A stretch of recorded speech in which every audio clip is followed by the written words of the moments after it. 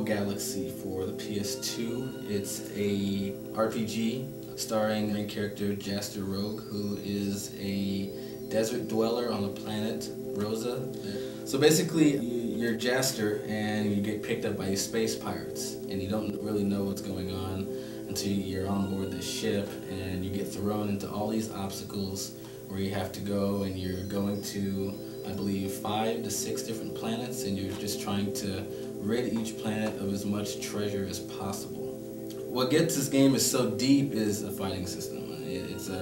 It's real time. You know, you go into battles and everyone is attacking. You set perimeters to each of the characters so they attack accordingly. If you want them to just regularly attack, you can have them do that. If you'd rather them sit back and have the character you're controlling attack only, you can do that as well.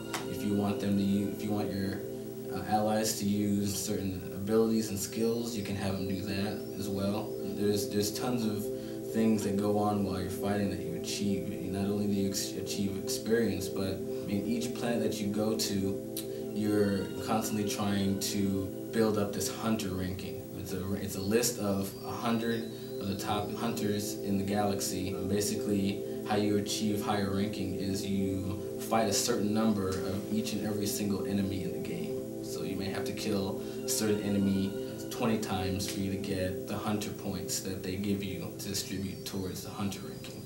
Another thing about the battle system that I was absolutely all over was the fact that when you fight enemies, they're constantly dropping items. And it's nice because the items that they drop are not only just healing items and reviving items and items that remove status effects, but they're also items that you need to gain your abilities in this game in a chart called a revelation flow.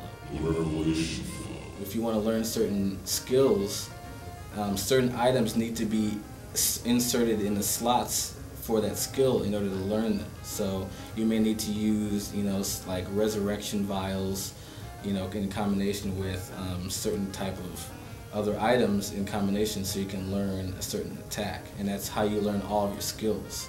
And each person's revelation flow is linked completely differently.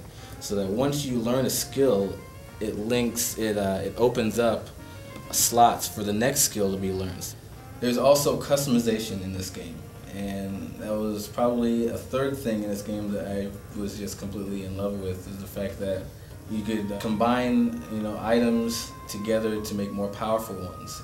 But it's funny because the whole process of customizing isn't just taking an item and combining them.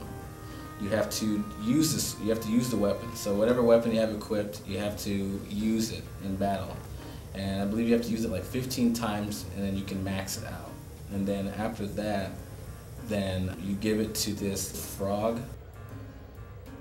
The frog gives his own opinion on what he thinks are the best weapons used to combine to give you the best weapon possible for those two outcomes.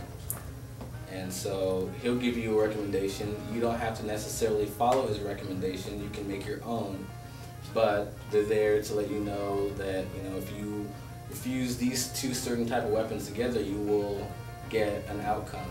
Overall, this game, Rogue Galaxy, is a very rich game. It's pushed the limits of the PS2. There's hardly any load times. I think I've counted maybe like 10 seconds of load time in all the 200 hours that I put into this game.